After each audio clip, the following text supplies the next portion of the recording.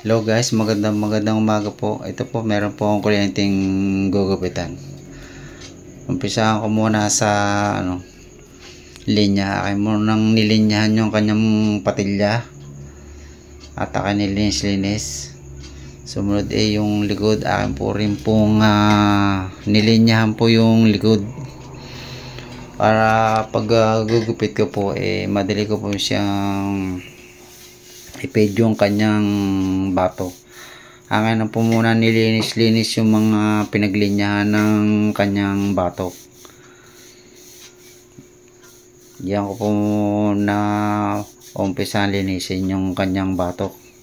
Marami po kasing mga nakalawit na balahibo. Sumunod gumamit po ko ng 1.5 clipper guard. Taka na pong dahan-dahan po siya po pinipid. Hindi ko pwede po siyang biglayin kasi baka mapataas po Alalay lang po ang pagbabawas. Hindi po kailangan po itong mabilis. Hanggang doon sa likod po. Ayan po. Alalay lang din po sa likod ang pagbabawas. Kailangan po step by step po Ginamitan ko po yan ng 1.5 clipper guard dyan likod Sumunod gumamit po ng 1.5 clipper guide.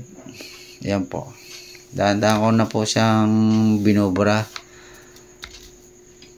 para mawala po yung linya ng guhit. Ayan, gumamit na po ako ng zero close para uti-uti ko na po siyang binubura po yung kanyang linya ng guhit hanggang doon sa batok.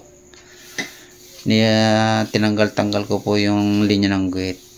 Kasi nilinya ko yung likod ng tenga para sa pag-aahitan ko ng linya ng guhit para madali ko po na siya pang susundan ng ahit. Kailangan alalay lang po. Sumunod yan, nagbukas po ako ng sa may tenga. Akin pong binawasan yung mga sobra-sobra. Sumunod binawasan ko po ng ibabaw. Tinexture ko yung kanyang ibabaw. Bawas sa texture po at para hindi naman po makapaltingnan po yung kanyang ibabaw. Sumunod binawasan ko na po yung likod niya. Konti lang po ang bawas. Ayaw po niya ng sobrang iksi.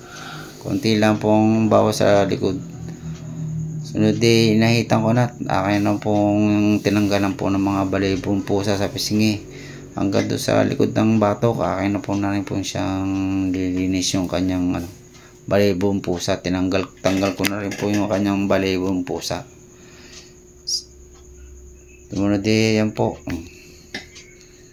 Inahit-ahit ko na para malinis pong tingnan. Yan, pinaikutan po. Hanggang dito lang po. Maraming pong salamat po.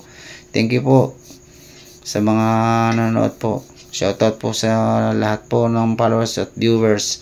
Salamat po. Thank you po.